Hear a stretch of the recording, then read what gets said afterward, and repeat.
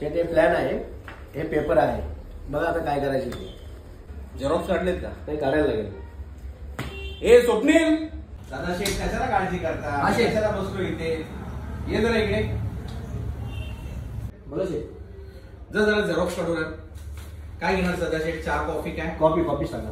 Coffee? हा copy लवकर करून बोलते. घेऊन टाकू ते. शेठ ती प्रभागातली माणसं विचारत होती तुम्हाला बऱ्याच दिवसापासून. त्यांना ना खूप पाण्याची टंचाई येते. ठीक आहे, बघू ते आपण नंतर. शेठ ती खूप त्रासले येतो.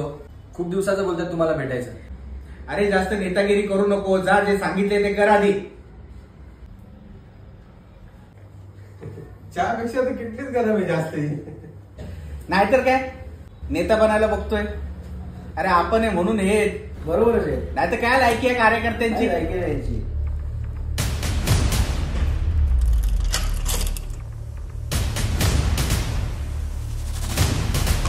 काय बोलला तू? शेट ते तर आलं तर आला.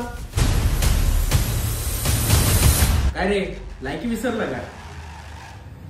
हो, आतापर्यंत लायकी विसरलो होतो, पण आता खऱ्या लायकीत आलोय. माझ्यासारखे 50-60 कार्यकर्ते तुझ्या सोबत आहेत ना, म्हणून तू आज या खुर्चीवर बसलायस. ह्याच खुर्चीवर तू बसला पाहिजे म्हणून तोच कार्यकर्ता घरदार सोडून, खाणं पिणं सोडून, उन्हातान्हात तुमच्या मागे मागे फिरून दिवस रात्र एक करतो. कोणासाठी? तुमच्या याच खुर्चीसाठी. आणि तुम्ही काय देता कार्यकर्त्याला? आणि एक लक्षात ठेव, जर कार्यकर्ता नेता घडवू शकतो ना, तोच कार्यकर्ता नेता पाडू पण शकतो.